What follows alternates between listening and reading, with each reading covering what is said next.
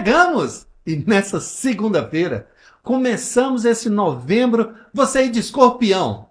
Rapaz, toma juízo, viu? Você, menina de Escorpião, toma juízo. Olha, em falar em toma juízo, a gente está aqui começando esse novembro e quero alertar, assim, a nós homens, né? Nós estamos em Novembro Azul. E quero mandar um abraço, principalmente aos nossos queridos irmãos homens, né? Que estão engajados de cuidar a saúde. Parabéns. Aqueles que estão passando assim, falar, isso não tem nada a ver. Rapaz, você presta atenção. É melhor você ter esse cuidado com o maior patrimônio da sua vida, que é o seu corpo. O câncer de próstata, ele é sério. Ele é tão sério que ele mata. Então, mandando aqui um abraço ao meu querido amigo e irmão, Dr. Ramatz. E daqui esse mês eu quero trazê-lo para que a gente possa falar mais uma vez e chamar a atenção. Não é somente o mês de novembro, mas é o ano todo. Você que passou dos 40, chegando aos 50, a prevenção. Da mesma forma que a mulher faz os seus preventivos e deve fazer, o homem da mesma forma. Para que a gente possa estar caminhando na nossa vida com mais dignidade e saber que podemos ir um pouquinho a mais dentro da humildade, dentro da amorosidade, dentro da mansidão e desenvolver esse país que precisa tanto de pessoas que podem pensar, que podem fazer um país melhor. Mas essas pessoas precisam estar com saúde, principalmente nós homens, que nós estamos falando do mês de novembro, que é um mês que se incentiva ao cuidado masculino, tá? E a todas nossas queridas mulheres, as nossas rainhas e princesas, parabéns, vocês estão se cuidando. E graças a Deus, a minha rainha está se cuidando. E eu fico muito feliz que ela fez os exames no mês passado e está tudo ok.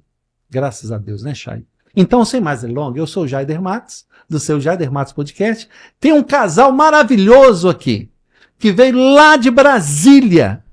E eu vou te falar uma coisa. E desse casal, essa rainha do lar, né, é filho do nosso top 5, José Altino. O que você me pede que eu não faça, rapaz? Morrendo de rir. Então, senhoras e senhores, nós vamos falar hoje sobre melhor idade, sobre o Instituto ILAIS. Isso mesmo? Isso. E eu estou aqui com o meu querido Rony. Rony, dá as mãos aqui, meu querido. Que satisfação. Satisfação é minha, uma boa noite. Ó, apresentar a sua rainha. Prazer, Jair. Prazer estar aqui. Que bênção. Olha, quando o Zé falou, senhor Jair, eu tenho uma coisa maravilhosa para te falar. O quê? Rapaz, a minha filha, mas meu genro está aqui, você poderia bater um papo com ele? Eu falei, como que eu vou falar não? Nós saímos agora de uma gravação maravilhosa de um cliente nosso, mandar um abraço para o Reinaldo. O nosso é um parceiro aqui e a pessoa que ele estava fazendo todo o trabalho aqui, a gente vai também trazer aqui. Quero mandar um abraço para o nosso querido ex-prefeito, André Merlo, e em breve a gente vai estar falando aqui sobre política pública e vida, família e tudo mais. Então, me conta aqui, como que surgiu essa questão desse instituto? Olha, quando a gente fala ILAIS, né?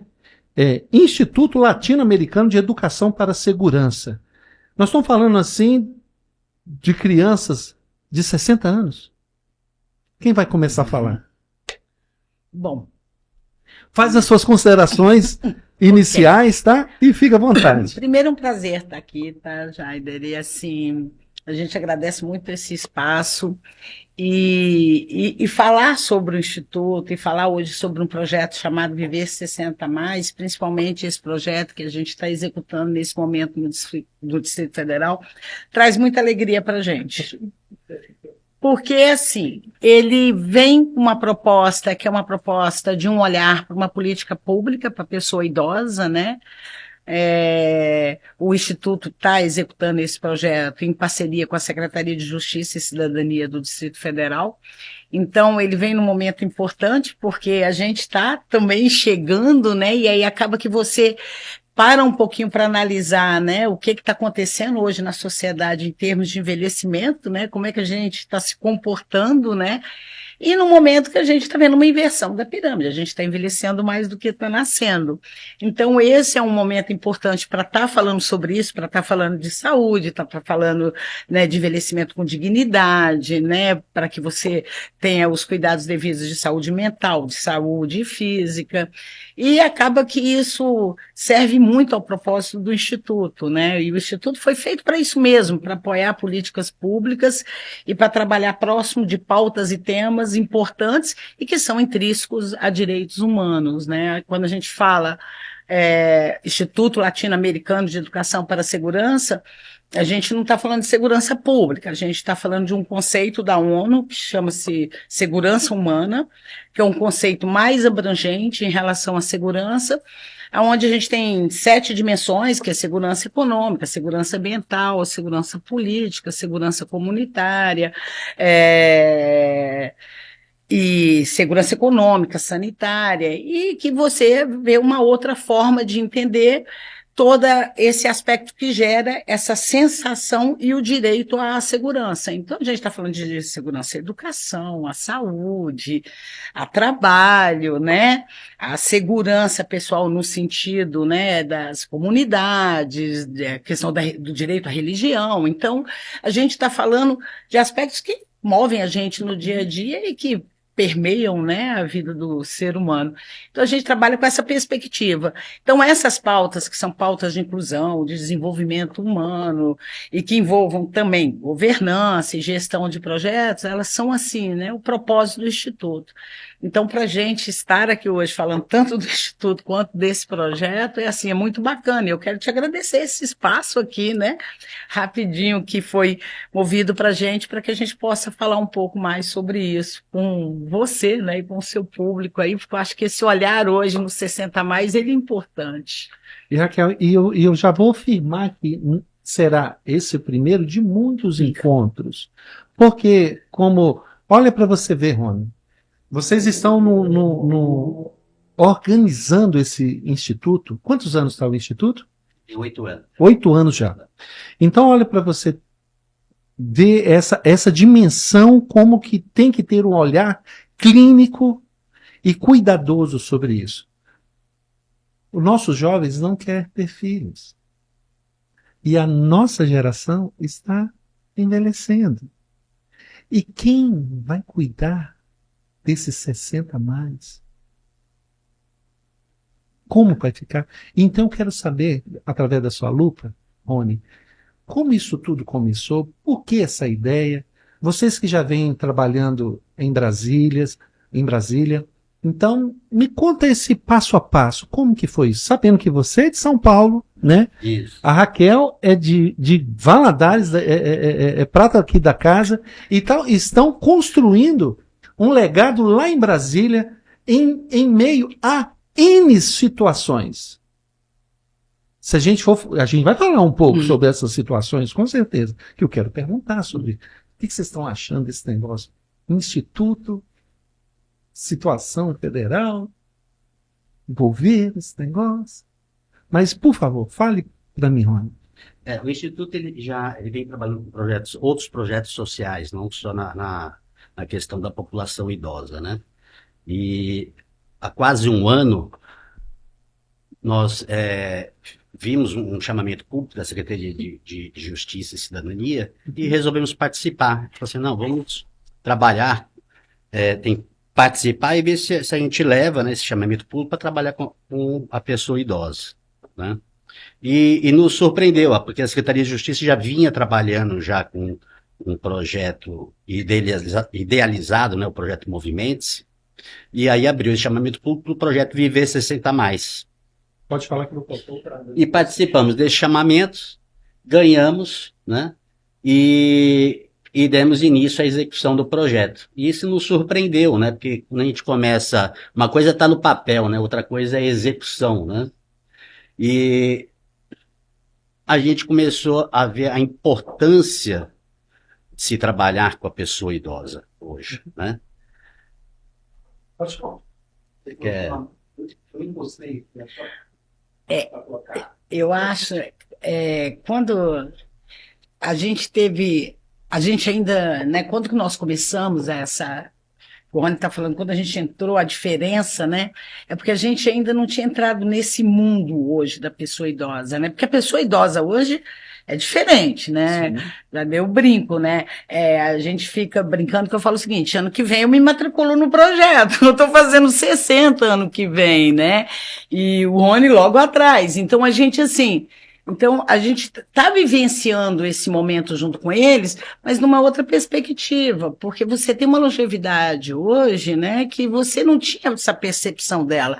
Hoje você fala com uma pessoa de 60, de 70 anos, as pessoas estão trabalhando, elas estão namorando, estão viajando, elas estão se reorganizando, estão se requalificando para o mercado de trabalho, elas querem viajar, elas ainda querem construir, né? Então, você tem hoje uma perspectiva completamente diferente. Antigamente, você falava uma pessoa com 60, com 70 anos, né?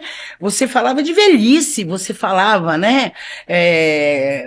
De uma forma até, uma das lutas hoje que a gente tem no Instituto é na questão do enfrentamento ao etarismo, a questão do idadismo, né? Esse preconceito imenso de achar que, olha, envelheceu, aquela pessoa não é mais útil para a sociedade, né? E de longe isso, né? De longe isso, porque essas pessoas têm história, têm legado, têm construções, têm conhecimento, e como é que você aproveita isso, e como é que você trabalha isso mais ainda dentro das famílias, no aspecto da troca intergeracional, que é uma outra coisa delicada, né?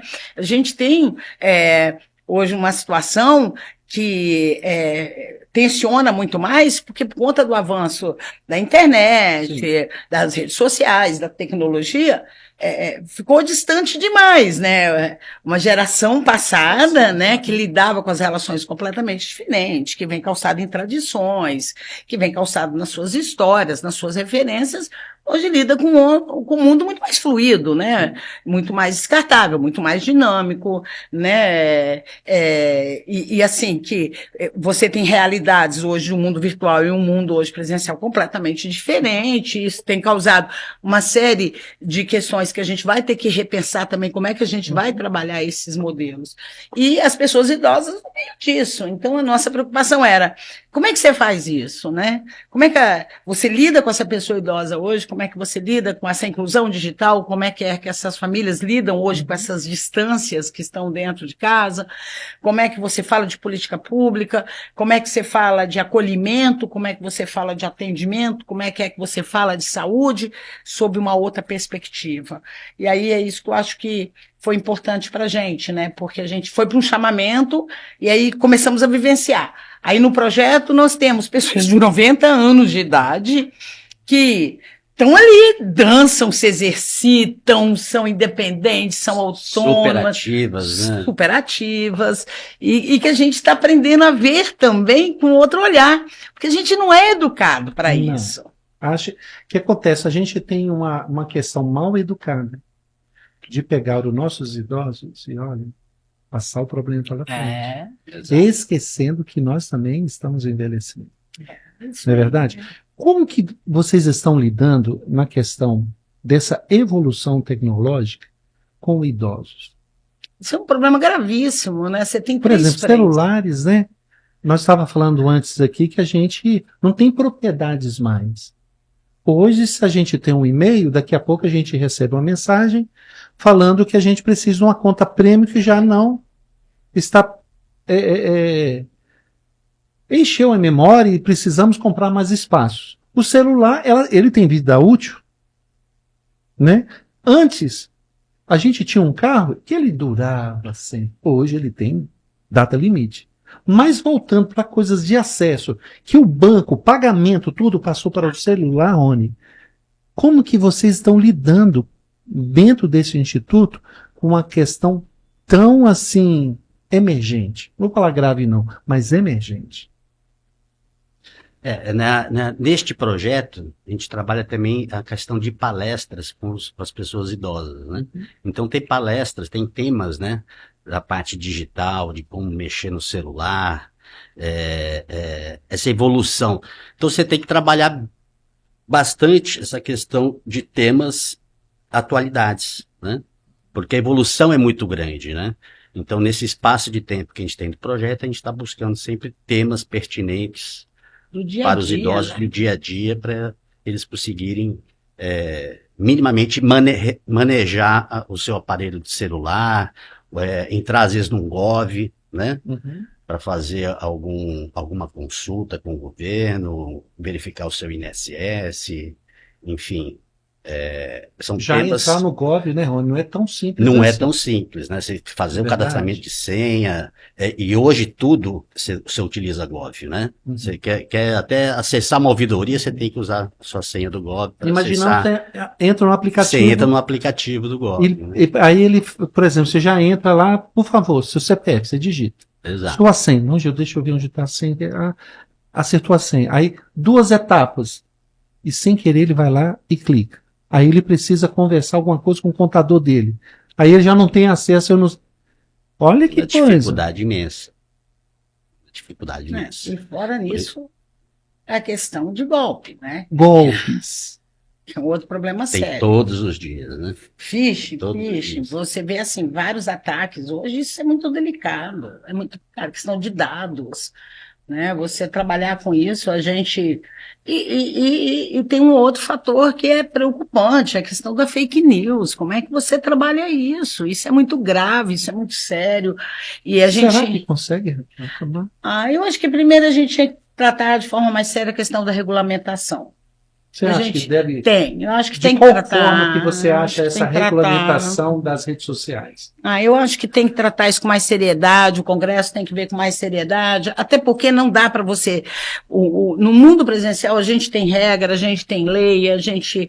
né, você tem aspectos, você tem questões que definem o convívio em sociedade, você tem que ter isso no virtual, não tem como não ter, e tem que trabalhar essa questão de checagem, tem que trabalhar proteção de dados, a LGPD está aí, a gente tem que ter exercício disso, porque é muito delicado. Hoje você tem um mundo na rede social, que ele é um mundo muito perigoso. A gente trabalha no Instituto também com questão de violência contra crianças e adolescentes. Se você vê o mundo da internet, nós temos dentro do Instituto policiais federais, alguns na ativa ainda, nós temos parceria com agentes públicos da segurança pública, e são casos muitos. Você tem tráfico de crianças, você tem pedofilia, você tem pornografia infantil. Então, assim, esse mundo que está aí, que a gente está navegando, ele vai ter que ser regrado de alguma forma. Não adianta a gente estar tirando a liberdade. Não está tirando, mas tem que observar isso.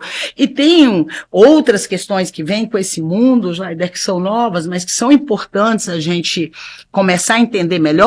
Por exemplo, hoje tem estudos de nomofobia. Nomofobia é o estudo de vício em celular, sabe? Então, não adianta. Hoje, o tempo que a gente gasta, a gente comenta isso, né? Tem um parceiro nosso que ele fala, você come com o celular na mesa, você está falando com o celular, você... está naquilo, você está refém daquilo, você está refém de aparecer às vezes uma coisa que você não é, vender uma coisa que você não é ou não tem. Então você tem 2 mundos aí brigando que a gente vai ter que trabalhar. E trabalhar essa questão do celular em relação... nós temos netos, né?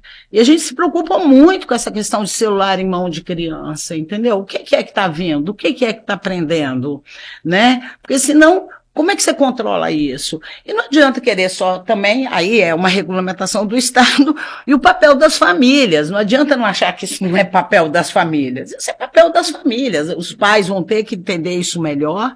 É uma questão de proteção. E o idoso, que, como ele fica meio invisibilizado na sociedade, né? Porque, né, é uma sociedade de descarte. Né? É o descarte que você falou, é do celular que fica velho muito rápido, é o carro que troca muito rápido, é o descarte. E é o descarte de pessoas.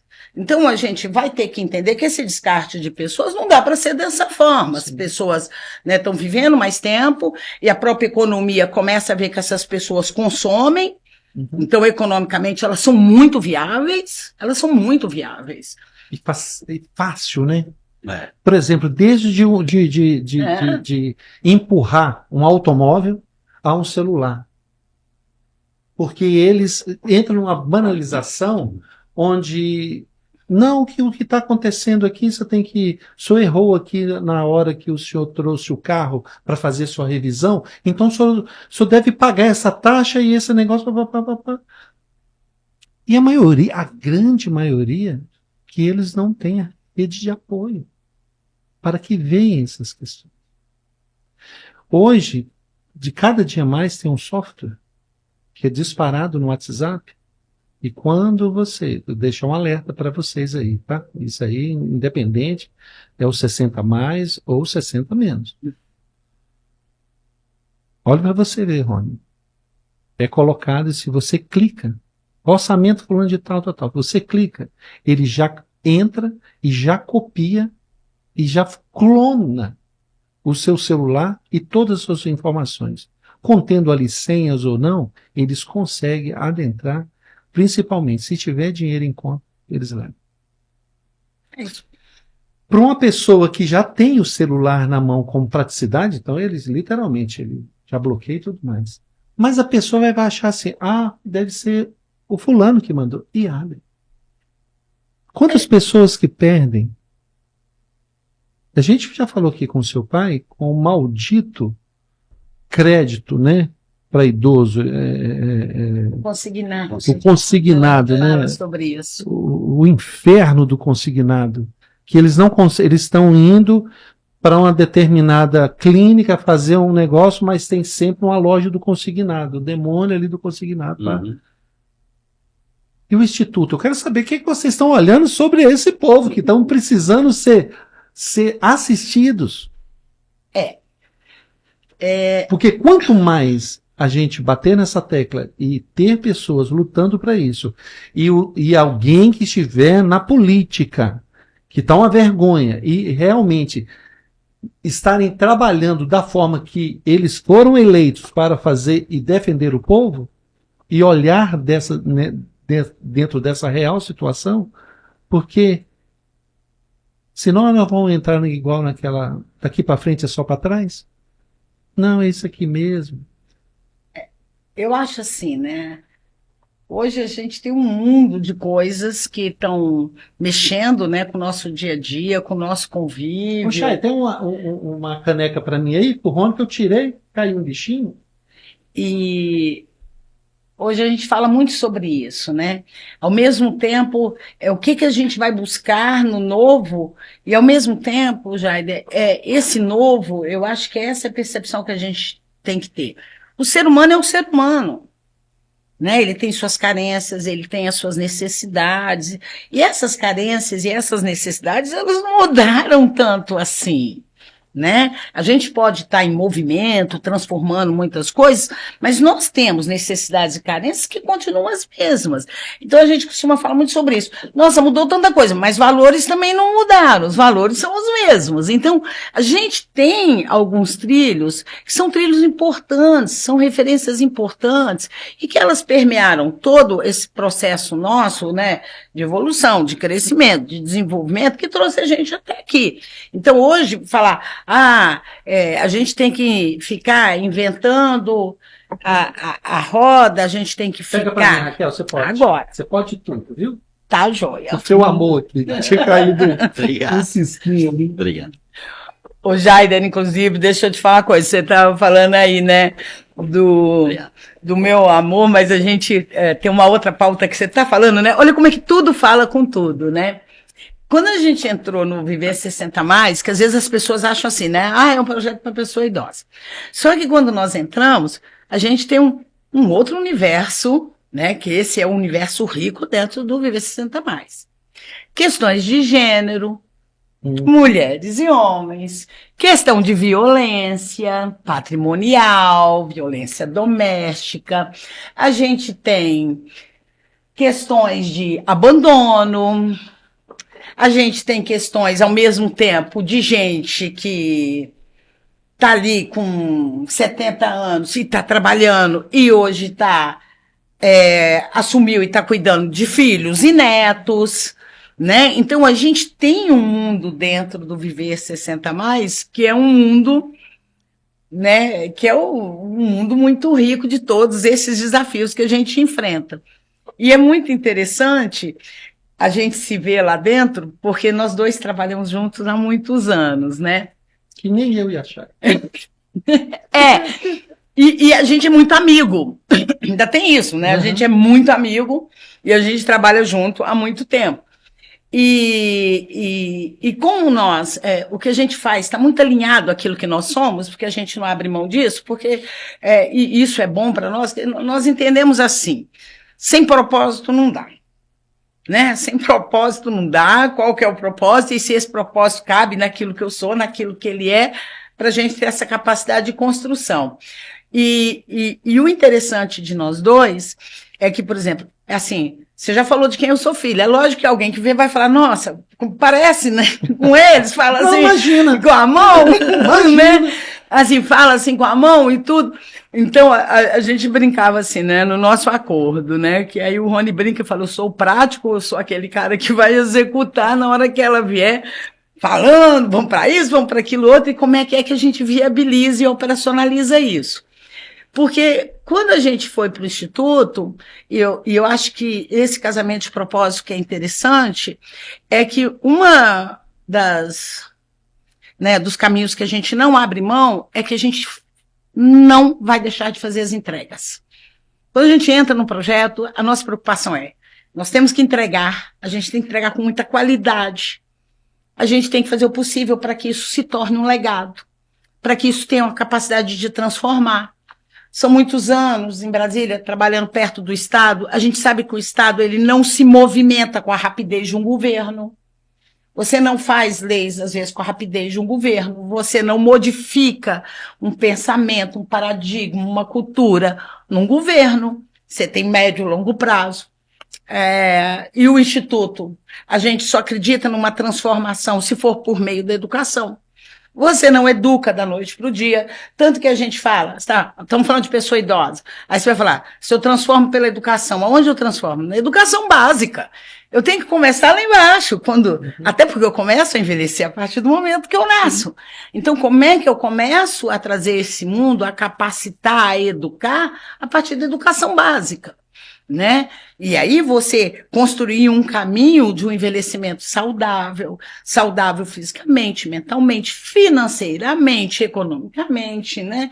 E com a família. Então, como é que eu trabalho isso para que eu tenha essas construções? É na educação. E quando a gente entra com esse cuidado e o fato de nós estarmos juntos, né? A gente acaba ficando muito próximo da questão das famílias, porque você abre um campo de discussão que às vezes a gente passa ao largo dele e não adianta a gente querer passar ao largo. A família é núcleo, a família tem responsabilidade junto com o Estado numa série de aspectos da vida em sociedade, segurança, educação, saúde, isso é constitucional, né? E como é que a gente está exercendo isso, né? Como é que, quando a gente está junto para fazer alguma coisa, é um instituto, né? Você aqui com o seu propósito, no seu podcast, eu estou informando, eu estou falando. Que vida é essa que a gente está levando e o que a gente está se propondo junto a essas pessoas? Então, essa é uma preocupação muito grande minha e do Rony, de como é que a gente alinhava isso para a gente ser capaz de vir com essa massa de expectativa em relação às coisas que a gente faz e outros projetos que a gente toca no Instituto, e, ao mesmo tempo, ter uma excelente capacidade de gestão e de entrega. Então, a gente fala muito de governança, a gente fala muito de compliance no Instituto, a gente fala muito de questões éticas, de prestação de contas, A gente não acredita que isso tudo possa passar ao largo da prestação de contas. Isso faz parte de um processo saudável junto ao Estado. Então, essas preocupações todas fizeram com que a gente conseguisse se alinhar melhor para poder fazer essas entregas. Então, essas parcerias, isso que a gente tenta levar para as pessoas, é sempre assim. A gente quer mostrar que o fato da gente ter essa luta juntos, essa construção juntos, e os parceiros que nós temos, que vieram conosco para esse estudo, que são amigos, pessoas que nós já trabalhamos assim há muitos anos, pessoas com um legado super interessante. A gente tem associados com uma história de vida, sim, né? Eu vou falar do João, que é super querido. Manda um abraço pro João. Manda um abraço pro João. Um beijo. Muito querido. João, controle interno da Polícia Federal, controle interno do MEC. João foi o cara que criou a inteligência da Controladoria Geral da União. João? Assim, mas assim, né, um lutador, um homem que briga no enfrentamento à corrupção, entendeu? De questões éticas, de valor em relação ao Estado, em relação aos órgãos de controle, de fiscalização. Então, assim, você tem um mundo que gira em torno disso que a gente faz, que ele exige comportamentos que, se você não tiver, vai dar errado alguma hora. Alguma hora a gente não vai conseguir realizar. E a gente conseguiu dividir isso muito bem. De como é que a gente vem, né? Eu sou muito honesta, eu me empolgo, tem umas coisas que eu fico indignada se não vem ele assim, sabe?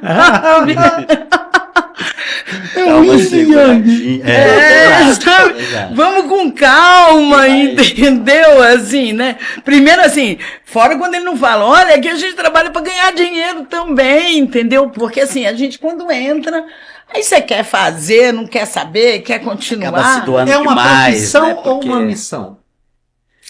É os dois. Os dois, né? Os dois. Rony, por que a Raquel falou sobre gênero, né? Sim. E as pessoas não se atentam a isso, né? Nós temos um país, vou falar do nosso país, eu não vou falar do mundo, não, do preconceito e a questão. E no Instituto, como vocês lidam com essa situação? A gente atua com todos os gêneros, né? Uhum. A gente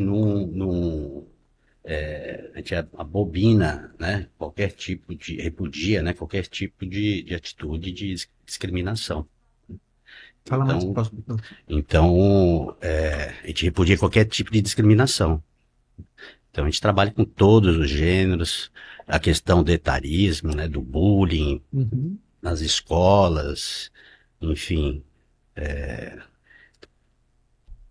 Mas eu acho que o Jair está querendo saber o seguinte, né?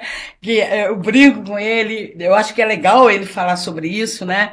Nessa questão do gênero, por exemplo, eu sou uma mulher forte, né? Meu jeito de falar, eu venho de uma família muito forte no jeito de falar, no jeito de se expressar. E o Rony é o cara que absolve, analisa, e ele vai naquele equilíbrio, né? E ele é da execução, ele vai na gestão. Olha, isso aqui não dá, isso aqui encaixa. Ele vem, né? Técnico, né? Isso aqui eu posso aportar, isso aqui não dá para Ela sai rompendo, fica mais de bastidor. Vamos aqui, vamos ali, calma aqui. E assim, é interessante que as pessoas, às vezes, eu falo, ai meu Deus, como é difícil a gente vencer isso, né? As pessoas olham para nós dois assim. Fala perto do microfone. E por conta desse machismo estrutural, né, Jair? Desse machismo, eu tô na minha terra, eu sei do que eu tô falando, né? E assim, que é uma coisa da minha terra, do nosso país, é uma coisa do mundo ainda que as mulheres estão tentando vencer, né? Hoje a gente tem muitas mulheres, né, em cargos de liderança, muitas mulheres fortes que vêm rompendo essa barreira, mas de vez em quando a gente sofre isso. E primeiro porque eu falo muito, assim, né? Eu gosto de falar, eu gosto de contar as coisas, e eu sou muito mineira, sabe, Jair? Eu sou assim... Mineira do abraço, né? Sabe, eu gosto daquela do pão de queijo, daquela do cafezinho. Entendeu? Aquilo rende às vezes no trabalho e aí às vezes as pessoas olham para nós dois e falam assim, né? nossa, como é que vocês conseguem trabalhar junto? Eu falo, gente, isso é tão harmônico entre nós dois, porque é essa coisa de cada um entender o que o outro faz bem, o que o outro é.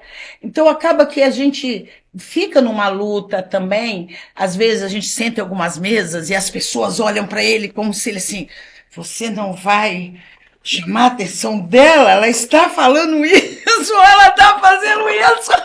Ele fala, de jeito nenhum. É por isso amor ela, né? É lógico. É exatamente isso, né? Cada um com o seu perfil, né? Sim. A gente não tem essa questão do machismo. A gente acontece muito isso em mesas de reuniões, né? Eu sentar com ela, aí assim, ela é a presidente do instituto, eu sou o vice, né? Independente do casal, né? Mas as pessoas, ela começa a falar sobre o instituto, coisa e tal, e a pessoa para falar se direciona a mim como homem, né? Esperando mas ela que tem que falar mesmo, ela que é a presidente, né? Então você vê que esse machismo, né? Essa coisa que, olha, fica olhando e fala assim, e aí, você não vai falar nada, né? Uma coisa é o casal, outra coisa é a instituição. É a instituição, né? Que tem a hierarquia, né? A hierarquia, né? Não, e também, né, Jaider, como casal, né? A gente tem um pacto assim, né? Hoje a gente vivencia isso de uma forma melhor, é assim, né? A gente tem que estar mais aberto na vida a estar bem com a gente mesmo, né? Mas nessa idade, nós temos filhos, né? Eu tenho 4 filhos homens, o Rony tem 3 filhos, são 2 mulheres e um homem também, e temos netos, hoje nós temos, acho que são 3 netos, né? Netos. São 3 netos, e assim, hoje a gente olha, né, essa estrutura familiar, né?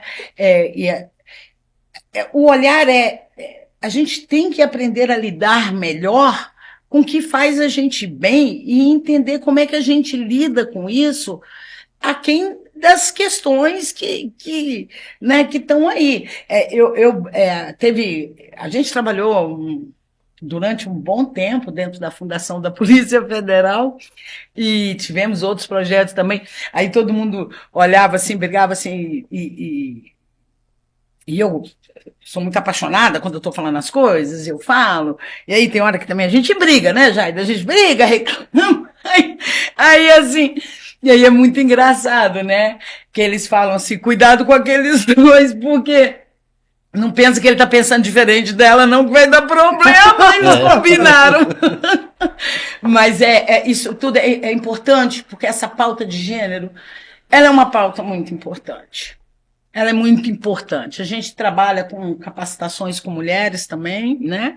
Prevenção à violência, autonomia, emancipação, sabe? Mulheres com capacidade de gerar renda, mulheres com capacidade, né? De estarem escolhendo, de estarem crescendo, de estarem se desenvolvendo de acordo com aquilo que elas acreditam que é melhor para elas. Então, a gente sempre se preocupou muito de trabalhar nesse apoio dessa entrega de direitos, sabe, Jaider, né? O que é direito? Isso é direito meu, é direito à vida, à dignidade, eu tenho direito ao trabalho, né? Então, assim, a gente se preocupou sempre muito com isso. Então, a gente sempre fez um movimento, assim, de vivenciar isso e depois, porque o nosso instituto, a nossa proposta, quando a gente fala isso, as pessoas às vezes estranham, mas é uma mesa de diálogo discordante. Né? A nossa proposta é essa, que o diálogo discordante chegue na mesa para a gente pautar, para a gente buscar convergência, para a gente buscar solução. Nós acreditamos que o conflito ele é benéfico quando ele abre a porta para o diálogo, porque ali você consegue buscar solução. Então, não adianta trabalhar achando que nós vamos sentar numa mesa, todo mundo vai pensar igual, que isso não existe. E a nossa mesa é interdisciplinar, é multidisciplinar, então a gente tem várias formações, né? Desde que seja educada. É lógico, né? E inteligente. É lógico, e assim, né? Com foco para a solução, para o bem-estar. A pessoa ela pode discordar, mas ela também deve ter ouvido para ouvir o outro, né? No lugar do outro, calçar o sapato do outro. A Chay fez um trabalho muito bonito ali. Aí eu quero colocar para as pessoas conhecer mais o Instituto. Então nós colocamos ali o QR Code. Ok. E eu quero que as pessoas, assim, por exemplo, familiares que querem entender mais o Instituto. O que você me fala? Como eles podem encontrar vocês? Como eles podem discutir essas pautas? Como eles podem pedir ajuda? Por exemplo, eu vou começar a falar também e pedir esse olhar, se tem esse olhar, sabe, Rony? Sim. Hoje, por exemplo, aconteceu um feminicídio no estado, e não vou falar onde, um término de relacionamento e o companheiro, não aceitando isso, disparou a arma e matou essa mulher, essa companheira, né? E até onde? A gente não vai conseguir parar isso? Creio que não. A violência está em todos os lugares. Mas leis mais rígidas para essas questões. O que o Instituto traz assim para acolhimento para as mulheres, tanto que tem violência doméstica, a família dos envolvidos que perdeu o ente querido por feminicídio, essas questões? Como é que a gente trabalha, né? A gente trabalha por meio de projetos, né? Nós estamos em Brasília. Hoje nós abrimos um escritório de projeto. Olha que legal que ficou. Ó.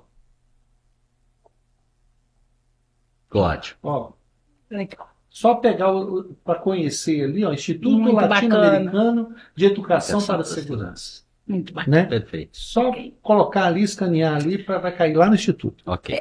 A gente tem algumas coisas que eu considero assim, que são bem legais. Por exemplo, nós fizemos, por meio de um projeto, nós fizemos uma capacitação, né? Foi durante 6 meses, né? Para 60 mulheres em vulnerabilidade. Nós entramos com assessoria jurídica, para que elas pudessem entender, né? Como é que elas podiam se proteger, como é que elas podem trabalhar com prevenção, o que representa isso hoje dentro do universo delas, quais são as políticas públicas que já existem, o que você pode acionar, o que representa a Lei Maria da Penha, o que representa hoje uma série de programas, né? Lá no Distrito Federal a gente tem vários programas dentro da Secretaria de Segurança Pública voltados para a proteção dessas mulheres.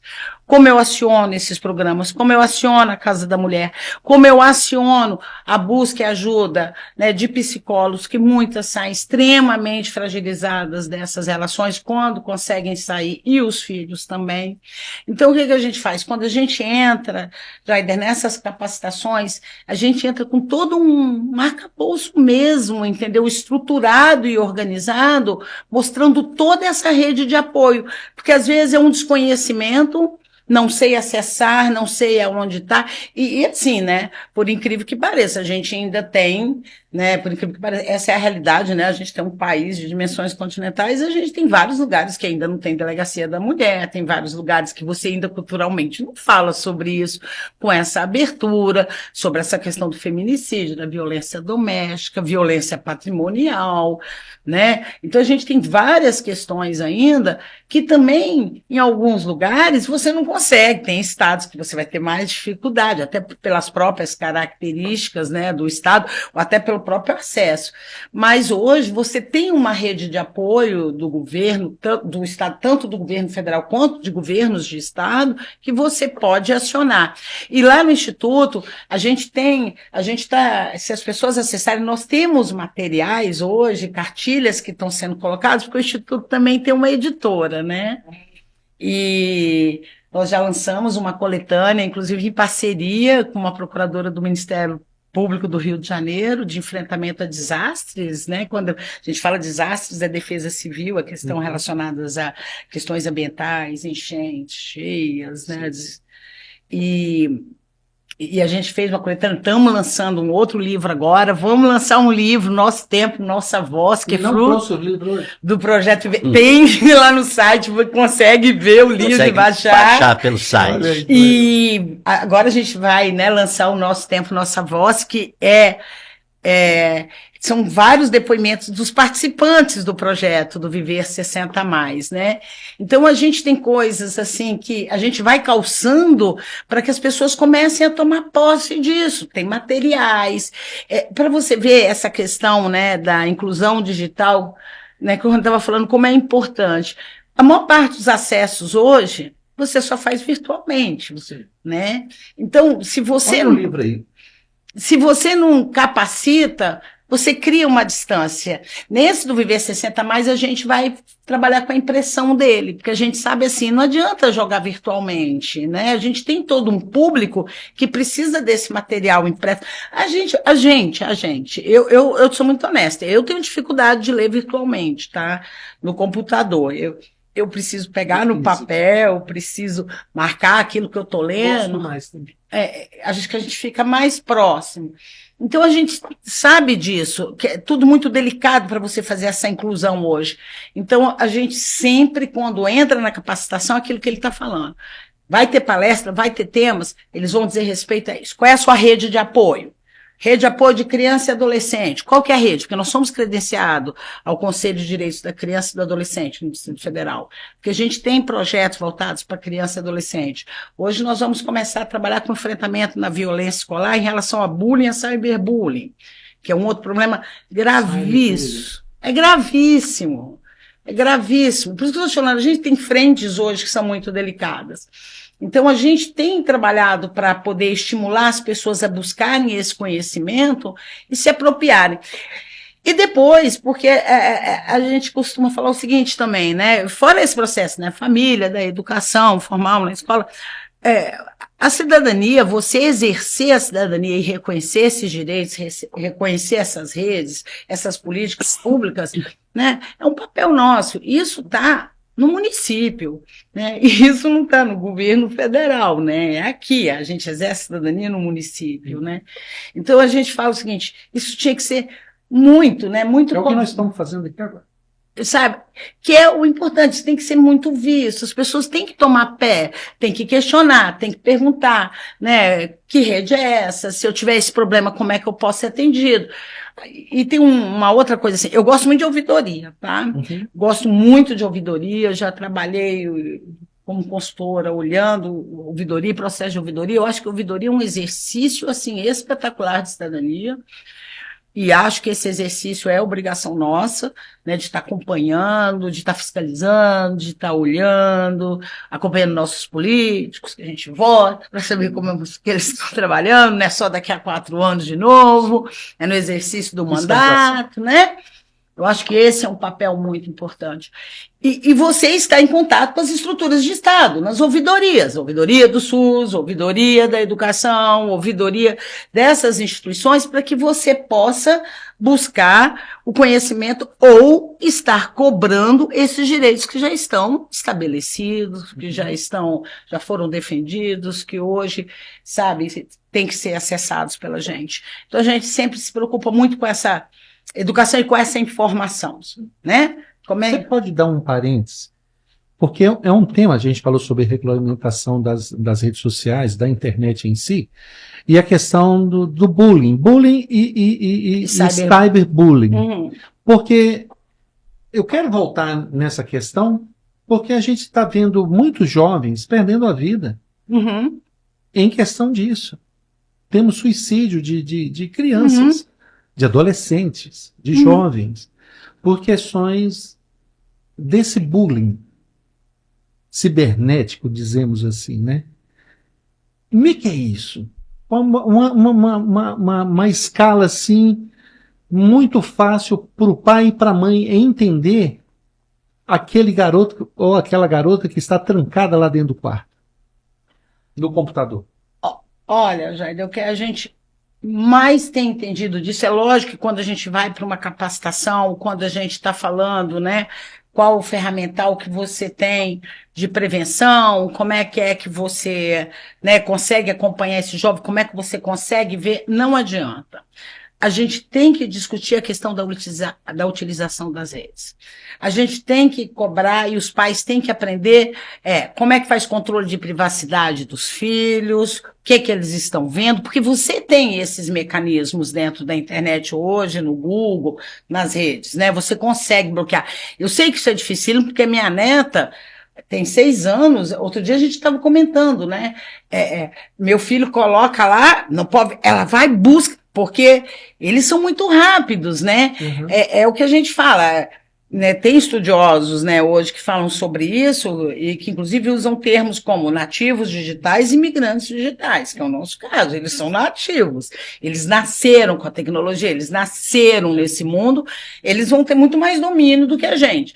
Mas tem ferramental para isso, você consegue fazer controle, você consegue fazer controle no aparelho, você tem hoje a SafeNet, que é ligada ao Ministério da Educação, é uma instituição que tem cartilhas, que tem explicações, tem vídeos, é só acessar o site do MEC, que encontra lá SafeNet, que vem educando o que é possível você fazer para você controlar melhor a questão da internet, dessa coisa de estar solto de criança e adolescente. E aí, não tem como a gente não voltar para falar que é uma questão da família. O problema é que hoje a criança entra em casa, o adolescente entra em casa, a mãe e o pai estão no celular, a mãe e o pai estão ali ocupados, tratando de negócios, porque isso tudo está consumindo muito mais o dia da gente do que antes. Então, é muito difícil hoje você falar só de criança e adolescente e os pais não perceberem o que eles estão levando, né, para os filhos em relação a isso. Celular virou uma excelente babá, passa para o filho ficar calmo. Então, assim, a gente deu uma desandada nisso sem entender que essa responsabilidade ela começa em casa. Então, a escola sozinha não vai conseguir combater isso. É muito grave, porque quando você chega nos adolescentes, nós trabalhamos com parceiros que trabalham com a segurança pública, com inteligência, que participaram de operações assim, de jovens de 12 e 13 anos que viram reféns por conta de nudes, né? Pornografia. Então, assim, que faz refém uma família inteira, e eles ficam apavorados por causa da exposição. E hoje, por causa da IA, inteligência artificial, isso é uma coisa que nem a gente sabe falar mais o que é verdade e o que não é. Então, assim, esse movimento que as pessoas acham assim, a França proibiu o celular na escola, acho que a Suécia também agora proibiu, os países estão começando a proibir, tem que tirar de sala de aula, tem que tomar cuidado com o excesso. Eu acho que é providencial. A gente tem que dar uma trava até a gente conseguir recompor esse ambiente em casa. Saber utilizar. E a gente não tem educação para a questão cibernética.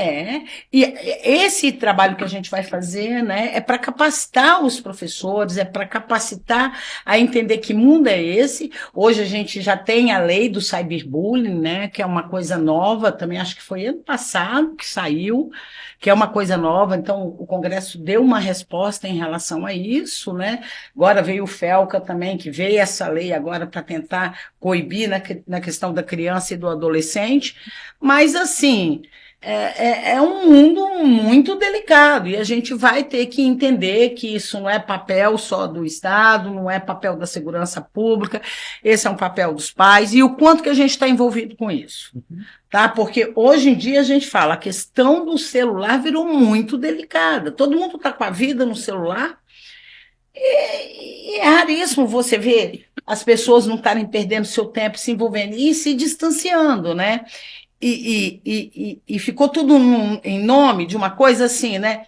Ah, meu filho não está na rua, então ele está cuidado, ele está dentro de casa, está dentro de um quarto fechado, você não sabe o que ele está fazendo, ele está vendo um mundo ali muito maior do que ele poderia estar vendo, às vezes, na rua, próximo de casa.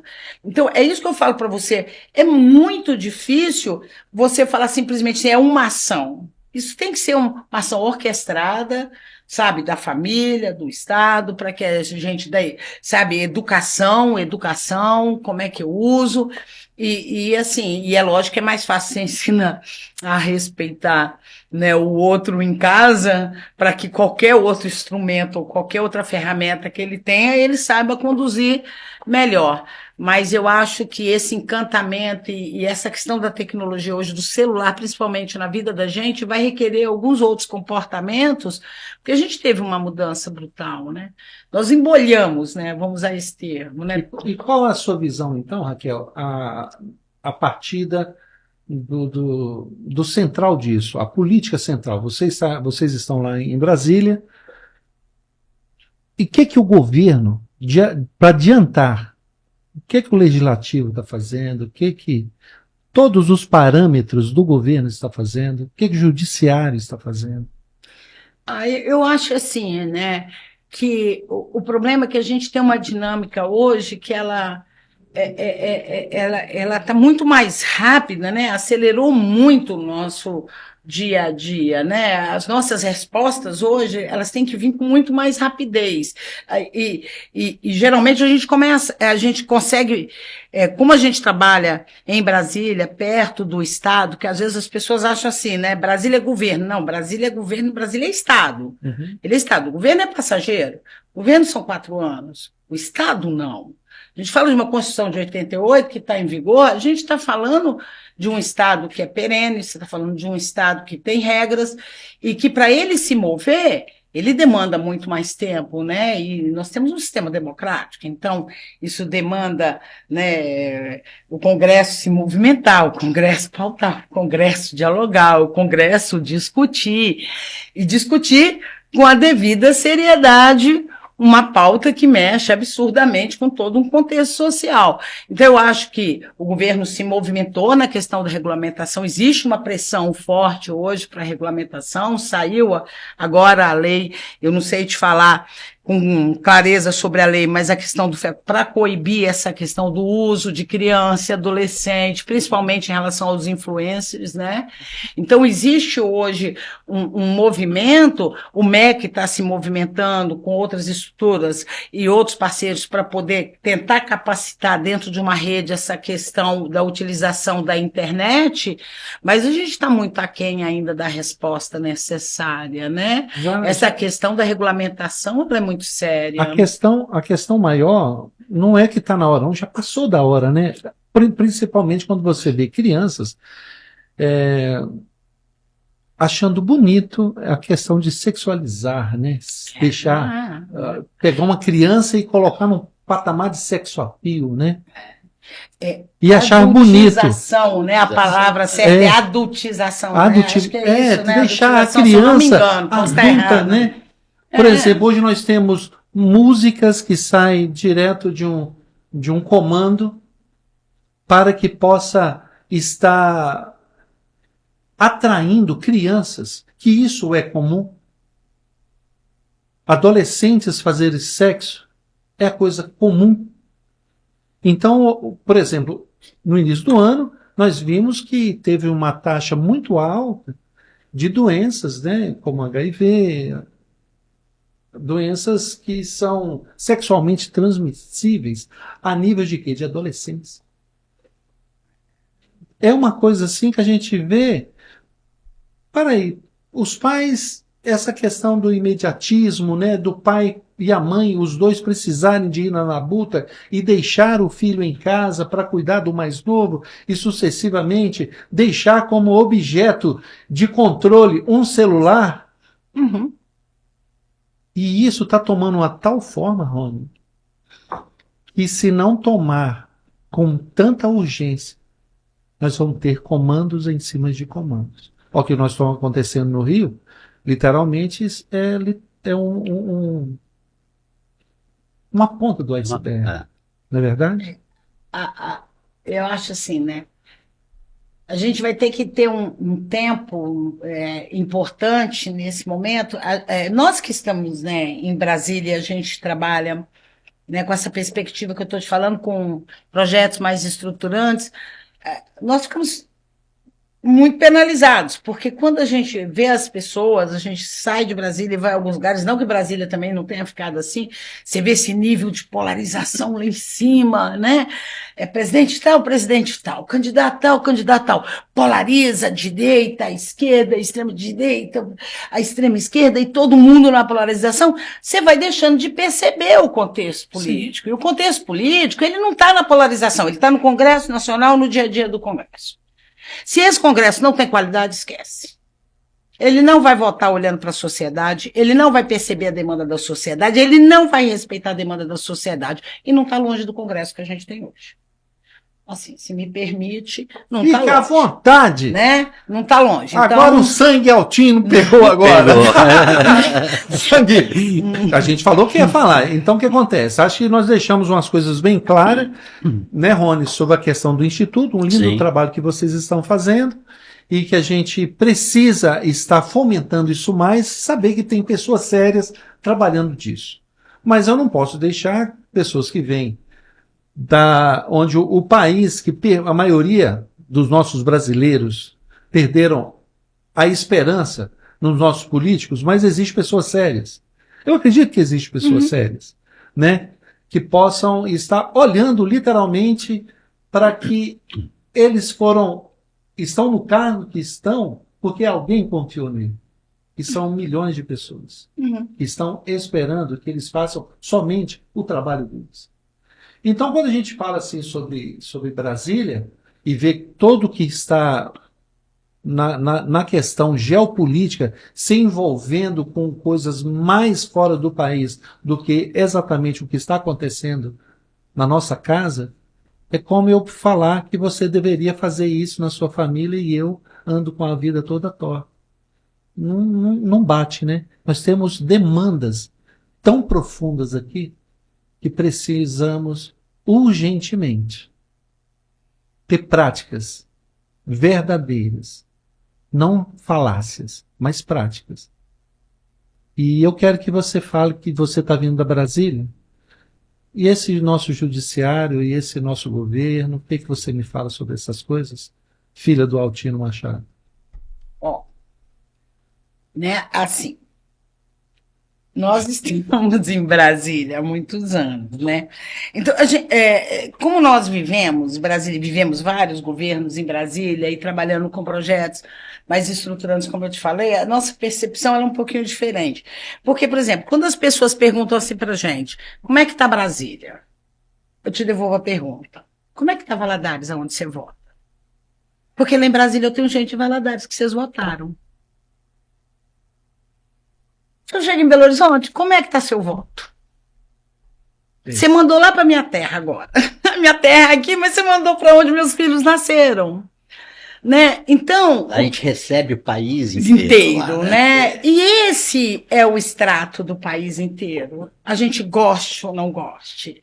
Né? Este é um reflexo de um país inteiro. Este é um reflexo de um país que ele cria suas pautas de acordo com o incômodo que ele tem. Então, se a gente não levanta, se a gente não cobra, se você não tem uma presença ativa, se você não consegue exercer essa cidadania, né, e esse exercício de cobrança, né, esse exercício, essa coisa de, daqui a 4 anos eu vou lá, eu trabalho, esse é meu candidato, eu votei nele, e esquece, não estou falando de presidente da República, não, estou falando de vereador, que é importantíssimo, que é aquele cara que está ali na linha de frente, na sua cidade, estou falando do prefeito, estou falando do deputado estadual, distrital, estou falando do deputado federal, estou falando do senador. Não, eu estou falando de toda essa estrutura política, né, que tem, né, o seu papel, né, e a sua competência, que se perde no decorrer do processo. Né? Às vezes, assim, você pode perguntar assim, quem você votou para prefeito? As pessoas geralmente lembram. Para vereador, quem que você votou? Deputado estadual. Geralmente esquece. Deputado federal, um bocado esquece. Senador, geralmente, às vezes as pessoas lembram. E acaba que as pessoas depositam, né, no cargo presidente da República uma série de demandas que elas não estão lá. Elas estão aqui. Sim. Né? Elas estão aqui, elas estão calçadas aqui, elas vão inferir na sua capacidade, né, de você se colocar, de você... O seu cotidiano está inserido na sua comunidade local. É aqui, é no território, né? Então, que a gente às vezes insiste muito, que a gente fala assim, enquanto a gente não melhorar essa capacidade, esse exercício cidadão, e principalmente de acompanhamento de mandato, eu votei nesse candidato, o que ele está fazendo, o que ele está, né? Ele está cumprindo com o que ele prometeu, né? Que linha que ele tomou que eu não esperava, essa não era uma linha.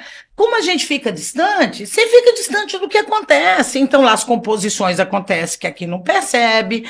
Lá, as pessoas criam uma imagem que Brasília, eles estão brigando entre eles. Ninguém briga entre ninguém em Brasília. Brasília não é terra que ninguém briga com ninguém. Brasília é terra de composição. Então, isso vem muito na ponta. Lá as pessoas sentam, convivem, você vai ver deputado do PT, você vai ver deputado do PL, você vai ver deputado do PSDB. Eles entram em composição, eles sentam, eles articulam. Esse mundo político que está lá nesse movimento, ele não é exatamente o que está aqui na ponta. Então, se não tem essa visão, essa capacidade crítica, eu votei no fulano, o que ele está votando lá dentro? Né? Que papel que ele está exercendo? O que ele está entregando do mandato dele? Né? Nós não fazemos isso. Então a gente cobra sem essa participação, né? Porque aí você fala assim, poxa, igual às vezes as pessoas mataram a discussão da pauta, a corrupção, né? Matou. Ninguém. Teve uma época que a gente falava demais disso, sobre a corrupção, combate à corrupção, a época da Lava Jato, todo mundo, o país se levantou falando sobre governança. Você teve um fortalecimento antes disso, né, grande da Polícia Federal, o governo quando o ministro Márcio Tomás Bastos estava no Ministério da Justiça, você tem, né, consolidou as estruturas dos órgãos de controle, dos órgãos de fiscalização, você teve o fortalecimento do Ministério Público. De repente, essa não é uma pauta mais na sociedade. Como se isso não importasse.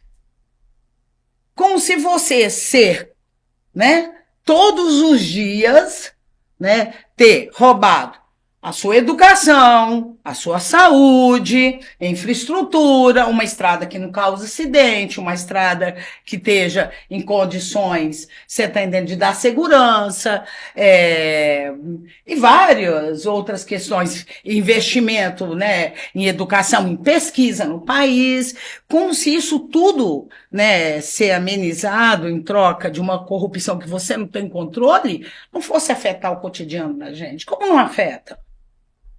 Como é que um desvio público, desvios na magnitude que a gente vê, não afeta a política pública, não afeta, né, a sociedade como um todo? Então a gente fica, às vezes, angustiado com esse entendimento. E são pautas que são pautas importantes.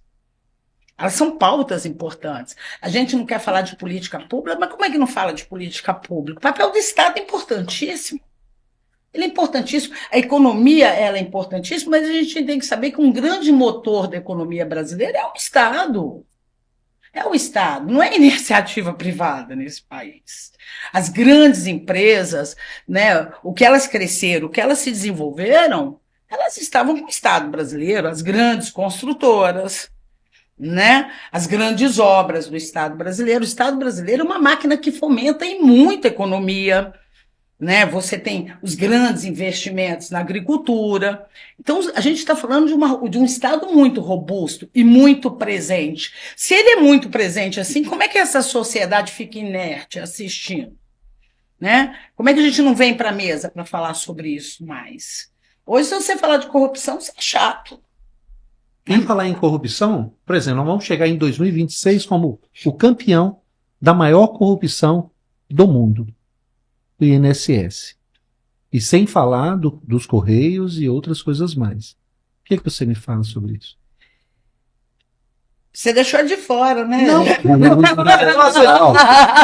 me Fique à desculpa, vontade, não. Que ela pegou um espírito aqui, ó, entendeu? Não, eu tô falando que ele te pegou. É assim, tá, Jaider? Eu te peguei por quê? Se você falar assim, o que você fala sobre isso? Isso é uma dificuldade para a gente com a visão que nós temos. Eu não tenho só para te falar do INSS, nem só para te falar qual o outro caso que ele falou? Foi INSS, qual outro, Jaider, que você falou?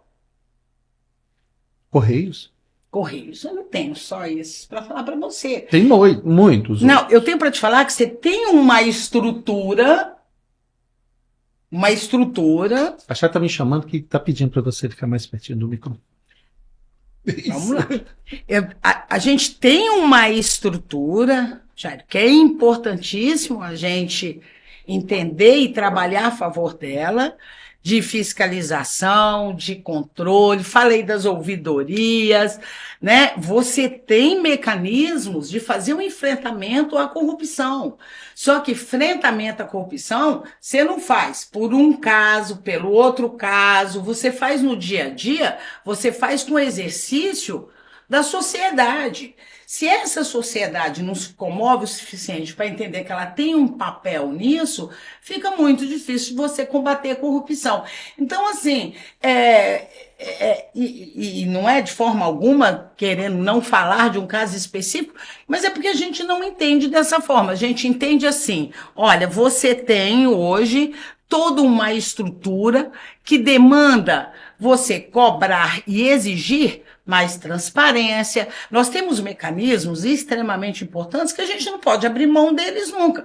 Você tem a LAI, que é a Lei de Acesso à Informação. Boa. Aceitar um ataque à LAI não interessa, seja governo de direita ou de esquerda. Esse é um ganho da sociedade brasileira. Ela está ali para você acessar os canais competentes e ver onde o dinheiro está sendo usado, como ele está sendo usado.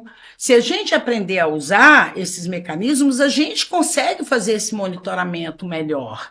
Então, assim, você tem isso, você tem hoje leis melhores de combate à corrupção. Aliás, a gente tem boas leis de combate à corrupção, né? A gente tem hoje uma Polícia Federal muito bem instrumentalizada em termos de inteligência, em termos de equipamento, em termos de capacidade técnica, em termos de integração com outros órgãos de segurança pública no Brasil e fora dele para esse combate.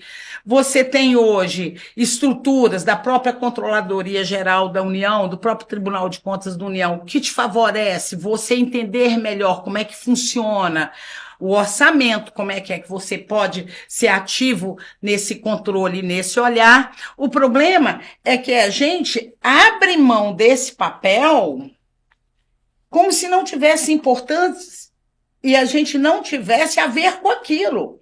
Só que quando a gente está falando de corrupção, a gente não está falando da corrupção lá. A gente está falando da gente aqui que permite que ela esteja acontecendo, né? Que a gente aceita, que a gente quebra a regra, que chega pro guardinha, pô, solta aí, que é isso, não me para, né? Nós temos, a vaga do idoso. É a vaga do idoso, é o respeito a este direito concedido, né? A gente tem uma dificuldade de lidar com o direito concedido como se isso fosse uma questão não devida. Não, é devido, isso é direito, é devido você ter essa assistência, você paga imposto para isso, e é muito pouco que retorna para a sociedade em termos de qualidade. E assim, por isso que quando às vezes as pessoas falam, e essa é uma pauta que a gente fala com tranquilidade, porque lá no Instituto a gente trabalha com pautas de governança, nós temos parceiros que trabalham com pauta de governança, nós criamos um sistema de gestão e governança para o terceiro setor, que foi recomendado na época pelos órgãos de controle dentro do Instituto, participamos ativamente de algumas auditorias grandes que foram feitas dentro das fundações de apoio às universidades, isso foi feito no Brasil inteiro, e a gente estava junto com os órgãos de controle na época, e a briga era essa, né? Como é que você capacita o cidadão a ele entender a importância dele nisso? E como é que a gente cai dessa cultura e dessa condição de, poxa, ele rouba mais. É trágico. Sério isso. É trágico. Então, o que a gente tem que minar é isso. Por isso que eu te falo, é educação, é cansativo, mas a educação, ela tem que ser uma política de Estado. Porque a educação não é a curto prazo, ela é longo prazo, ela tem que ser uma política de Estado. Não pode ser 4 anos de um governo, a educação assim, daqui a 4 desmancha tudo, faz tudo novo. Aí daqui a 4, o Estado de 4 em 4 anos ele não dá conta. E esse é um problema sério que a gente tem no Brasil. Você pega a política pública, as pessoas começam, daqui a 4 anos muda o governo, muda tudo. Como é que você muda tudo? Você tem que ter tempo para ver o impacto daquilo. Senão fica um investimento que você não tem resposta. Para você saber qual é a próxima, onde é que você vai transversalizar essa política pública. A gente está falando aqui da pessoa idosa, mas se eu falar da pessoa idosa, eu estou te falando de uma política pública para a pessoa idosa que envolve educação, trabalho, requalificação para o mercado de trabalho. Eu estou te falando de saúde. A demanda de uma pessoa idosa para o SUS é diferente. É uma política pública diferente. Se você tem essa longevidade, que tipo de doença que comete? Que tipo de cuidado que é necessário? Como é que a gente vai atender esse perfil da sociedade a partir de agora? Como é que você vai acompanhar esse perfil da sociedade? Né? A gente está falando de uma série de outras pastas que são importantes e que da Previdência, e que não adianta estar desvinculado. Então, eu acho assim, quando a gente fala com essa perspectiva. Por isso que às vezes eu fico assim, quando perguntam para mim, mas e esse caso? Eu falo, nossa, mas são tantos casos, e Jaider, eu sinto muito, não pertence a um governo, pertence a uma estrutura política, a uma sociedade. Enquanto a gente sentar para demonizar um governo, demonizar o outro, a gente não olha para aquilo que é responsabilidade nossa para com o Estado, até para que o próximo que sentar ali, a gente saiba o que cobrar. O problema é que às vezes eu olho e falo, meu Deus, estão cobrando do presidente uma coisa que é do deputado federal. Isso não é dele, isso é do Estado dele, não é que ele não tem olhar. Eu trabalhei na época do contingenciamento do Cartão Nacional de Saúde no Ministério da Saúde para o ministro José Serra, muitos anos atrás. E o SUS é uma tripartite. Então, você tem o SUS no município, no Estado e no governo federal. Aonde está a maior importância do SUS? É no município. Ele tem toda uma estrutura aqui dentro. Então, não adianta sentar aqui e falar Brasília, ministro, presidente. Não! Prefeito, secretário de saúde. Como é que está meu atendimento aqui? Qual é o orçamento do SUS? O que veio para cá? O que deveria estar sendo, né, dado a essa sociedade dentro desse programa do SUS? Ou por que isso não chegou aqui e deveria ter chegado? Né, você tem recurso da educação para os municípios? O que está chegando aqui? O que é que não chegou? Que controle é esse? Então, assim, por incrível que pareça, Jaider, no governo federal, lá, áreas de projeto, tá? Eu não estou entrando para você em outras dimensões. A gente tem tanto controle, as pessoas não fazem ideia, né? A gente trabalha numa plataforma que, se você acessar agora, você vê meu instituto, todos os contratos que eu fiz, todas as empresas que eu fiz, qual é o valor de mercado, como foi executado, como não foi. Então, desviar recurso ali, meu amigo, você pode saber, você vai ser pego uma hora. Porque está no Transfere.gov. Essa é uma ferramenta do governo federal, está lá. Qualquer instituto que entrar vai ter que trabalhar lá dentro. Dinheiro vai para a conta no Banco do Brasil. Quem abre a conta? O Ministério, não sou eu.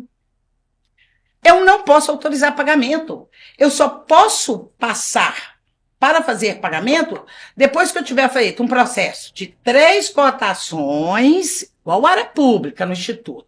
Qual o menor preço? E aí eu coloco na plataforma, o Ministério vê aquilo, ele autoriza o pagamento, e aí eu tenho que fazer a prestação de contas. Eu tenho que ter foto, nota fiscal, eu tenho que comprovar que foi executado. Então, não é fácil. Então, às vezes as pessoas ficam resistentes a esses controles, mas esses controles tinham que estar aqui na ponta também. Sim. Opa, entrou o recurso, eu tenho que acompanhar. Está sendo gasto aonde? Isso foi feito para quê? Qual é a prestação de contas? Quais foram as empresas que entraram? Né? Para que a gente possa ver isso tudo de uma forma melhor. E lá no Instituto, a gente briga muito por isso, e nós somos muito felizes de ver uma vez. Teve um programa que foi feito pela CGU, que chama Eu Sou um Cara Legal. Foi feito com Maurício de Souza, revestinha da Mônica e do Cebolinha. Foi assim encantador, foi premiado fora do Brasil. É um projeto lindo, porque é a Mônica e o Cebolinha ensinando para as crianças da educação básica, foi para 1.000 escolas públicas no Brasil, o que é o orçamento. O que é o dinheiro da sua escola. como ele chegou ali, como ele é usado, como é que se presta conta.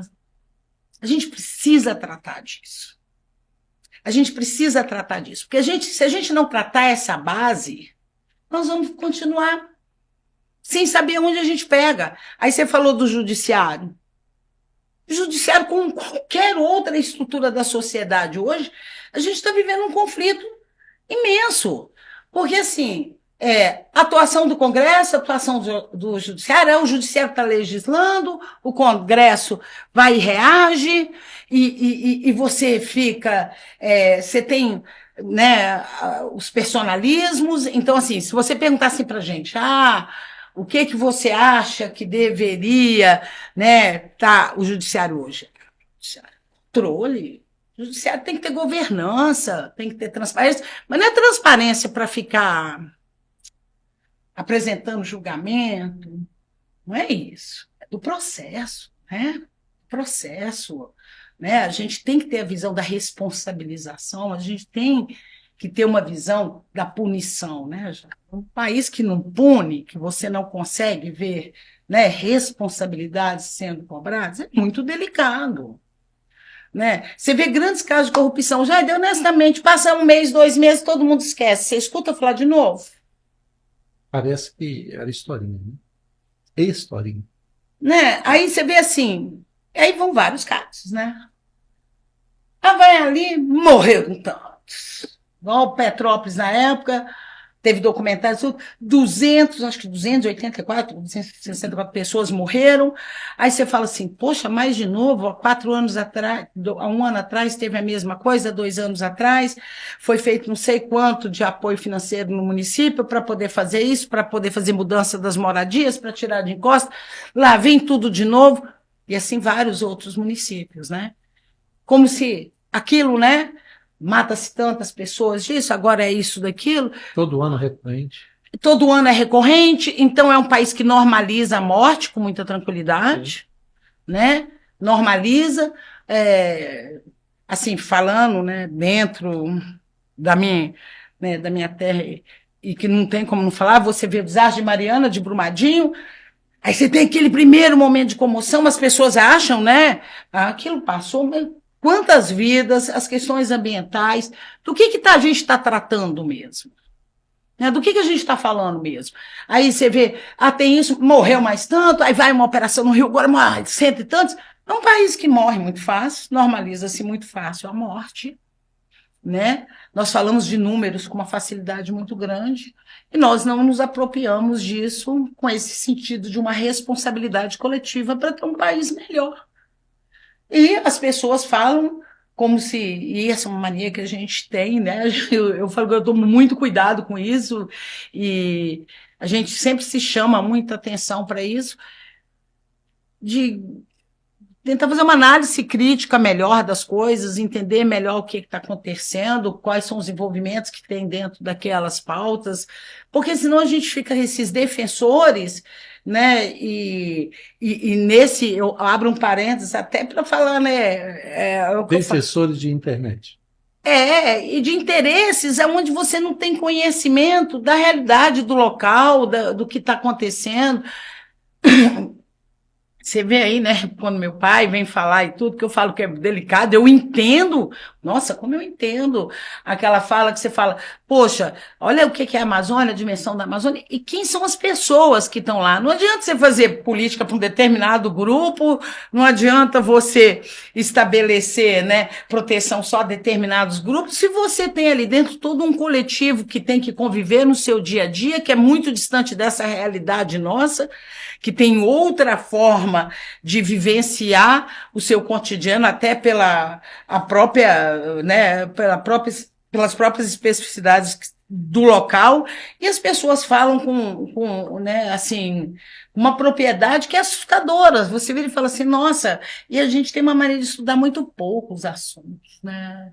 Isso é uma coisa muito nossa. A gente trabalha muito pouco com números mesmo. A gente sempre fala. Aí quando você vai ver assim, nossa, mas o que representa isso?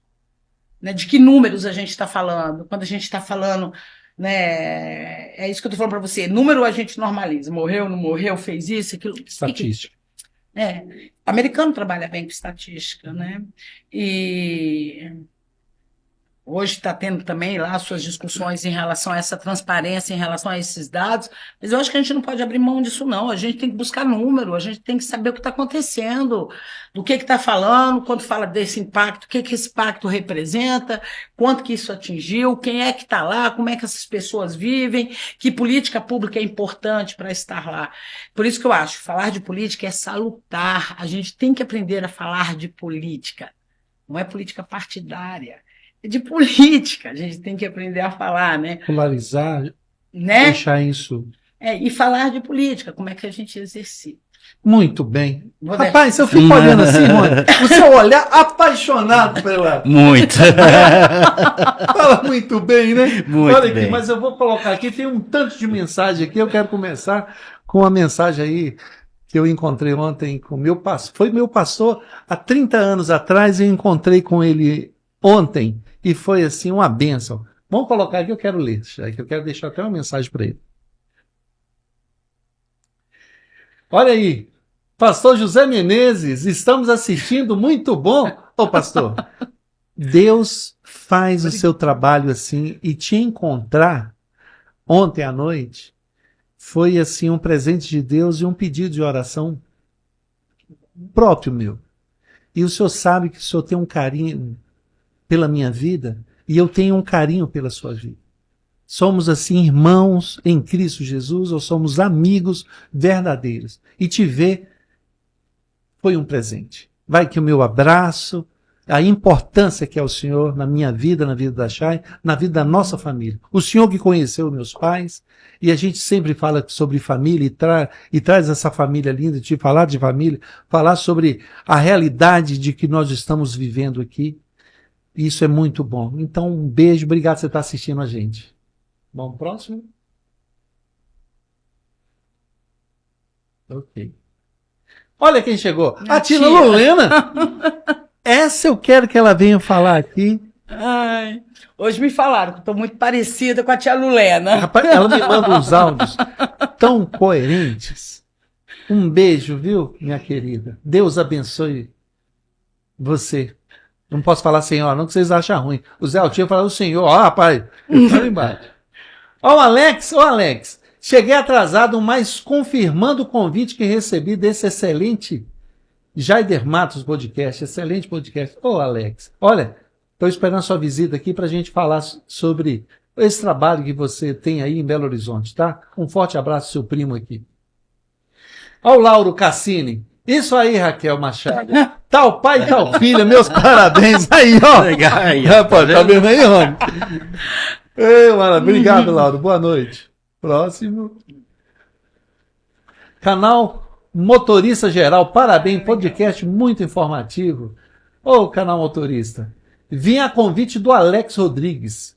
Ele me solicitou para assistir, seguir, curtir e inscrever. Deixa o nome aí pra gente, tá? Muito obrigado aí ao 908 Shop.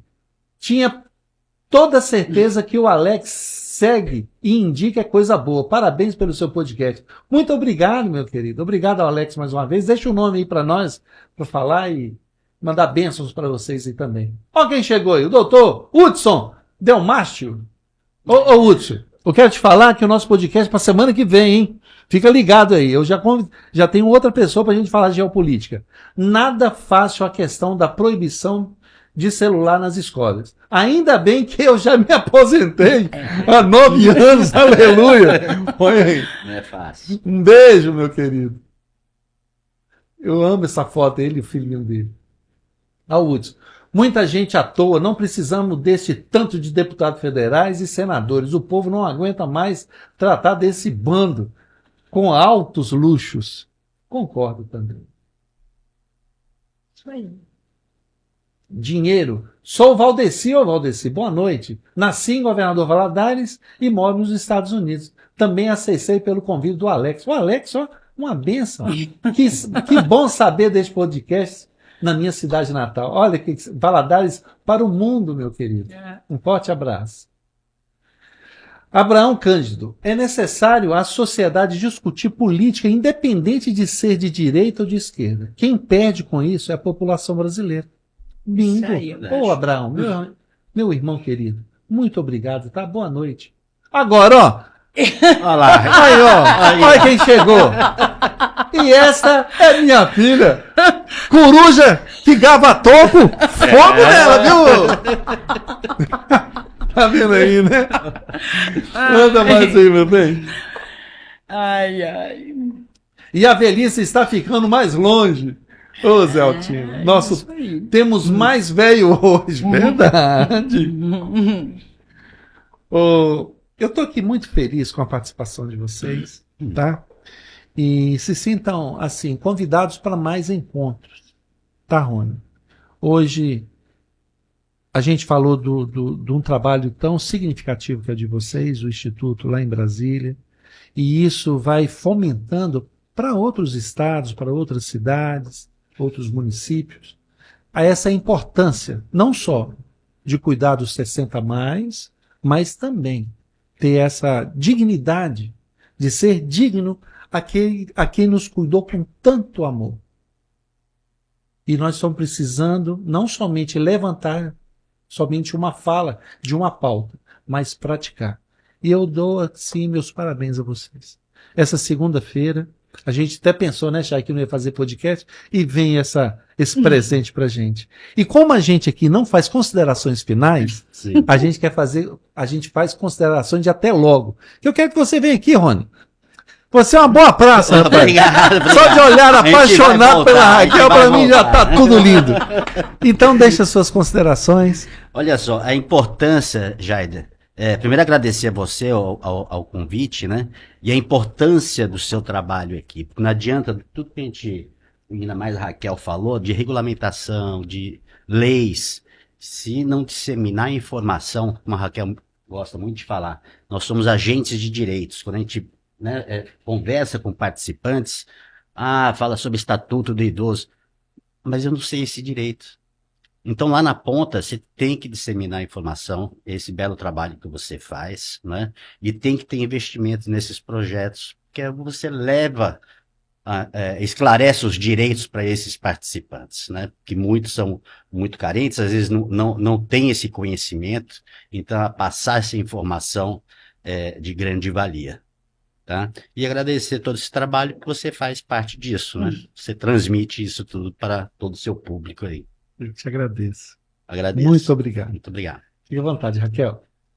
Jaide, primeiro assim, Só chega mais pertinho do microfone. tô na minha terra. Graças a Deus. Isso é uma coisa assim, né? Outro dia eu fui dar uma entrevista, assim, né? A gente é muito da linha de frente, então a gente não é famoso não, tá? Jaide? A gente é lá da linha de frente, né? E... Como eu convidei vocês, você lembra quando a gente estava subindo para o estúdio? Eu falei, vamos fazer história. E a gente está Isso. fazendo hoje. Fica à vontade. Assim, né, eu brinco, até falei para você, olha, eu tenho uma dificuldade com isso, que eu sou muito espontânea, não consigo falar aquilo que eu não acredito e que eu tenho envolvimento, e isso é uma característica nossa. Então, assim, outro dia eu participei de uma entrevista e foi engraçado que ela perguntou assim para mim, né, quem é a Raquel? Para começar, quem é a Raquel? E me surpreendeu, que foi uma coisa muito espontânea. A primeira coisa que eu falei, que é a Raquel, que eu falei assim, eu sou uma mineira. Eu tenho muito de Minas em mim. E estar com você aqui em Valadares hoje, né, o lugar que eu nasci, né, minha família toda é daqui, é muito importante para mim, né? É um espaço que eu considero muito importante. Eu viver o projeto 60 a mais e viver também, né, esse envelhecimento da minha família, o meu, o nosso, né, do meu pai, hoje a gente tem neto, meu pai tem os bisnetos, né, tá sendo muito importante para nós dois, porque reconhecer esse espaço, né, de valor na vida, de referência, né, e que trouxe a gente até aqui, para mim, assim, me traz assim, um conforto muito grande. Eu sou muito satisfeita com o que a vida me entregou e o que ela me deu. Sou muito satisfeita com a família que eu tive, com o que eu aprendi com essa família, com todas as nossas, né, diversidades, das nossas, né, diferenças, porque é uma família muito grande, mas uma família muito rica de coragem, de força, e isso fez com que eu andasse bem na vida. Então, meu reconhecimento a essa família, eu tenho um carinho especial por todos eles, e assim, meu pai, meu tio Roberto, né, a tia Lulena apareceu aí, a tia Anamélia, a tia Marília lá, todos eles, todos eles. E vem tio Ângelo, vem tio Tininho, e vem todos, né, e foi muito importante, esses avós que era faculdade de Direito, era de enfermagem, que colocou a gente para sair no mundo, para ir buscar, para poder realizar as coisas que a gente acredita. Então, primeiro, eu quero te agradecer por esse espaço na minha cidade, né, pela sua fala em relação ao meu pai e à minha família, e eu me sinto muito parte disso e muito feliz da vida ter me dado isso. Eu sou muito grata, eu aprendi demais. E com meu pai não preciso te falar, meu pai não permitiu que a gente crescesse sem entender que a gente tem que estar aberto para aprender todos os dias. Isso é uma cobrança dele, né, muito insistente, essa coisa da cabeça aberta para aprender. E me oportunizar a estar com meu companheiro, que é uma luta muito grande, nossa, né? Nós estamos juntos há 16 anos trabalhando, tivemos outros projetos fora do nosso instituto e muitos desafios, e nós nunca nos permitimos nos perder daquilo que a gente acreditava, daquilo que a gente quer entregar no trabalho, para aquilo que a gente quer entregar para os nossos filhos, hoje para os nossos netos. Então esse espaço para a gente é um espaço muito rico e que a gente quer agradecer. E depois agradecer as pessoas que falaram aí e dizer assim, que quanto mais a gente abrir espaço para que a gente possa, né, conversar, dialogar, tentar compreender, tentar conhecer, para que a gente possa ter mais instrumentos, melhor ainda. E você faz isso muito bem. E as minhas considerações finais não podem ser outras a não ser agradecer a você a gentileza, a generosidade desse espaço, o respeito, a atenção e o carinho com a gente.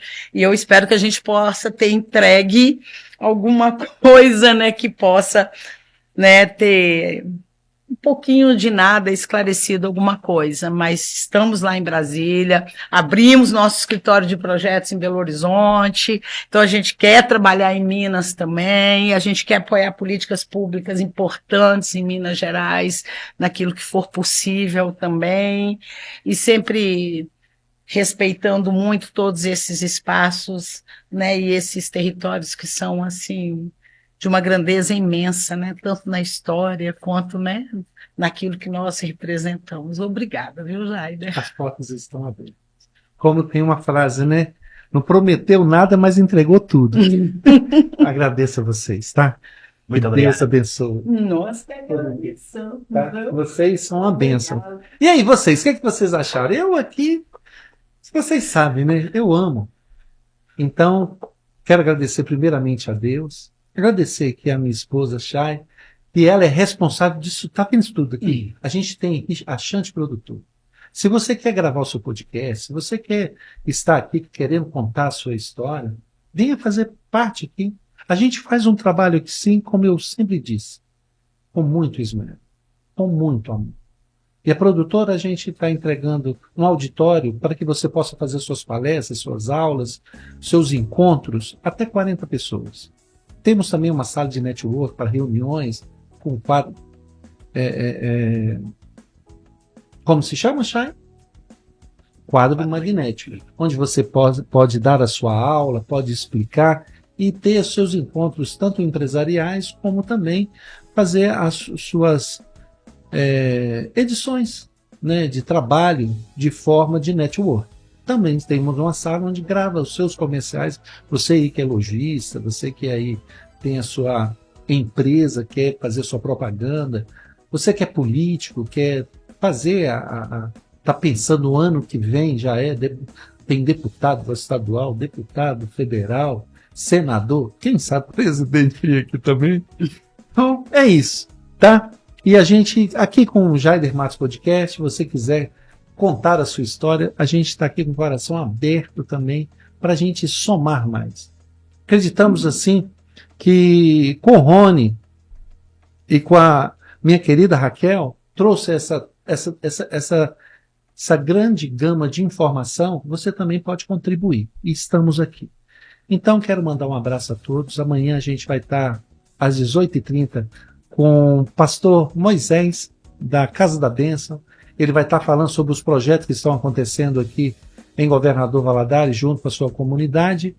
E a gente só está indo nesse propósito, que a gente possa estar servindo mais e amar melhor. Eu me despeço assim. Um beijo grande no seu coração, que o Senhor Jesus Cristo abençoe sua vida. E obrigado a todos que participaram. E eu conto com você amanhã também. Um beijo grande, gratidão.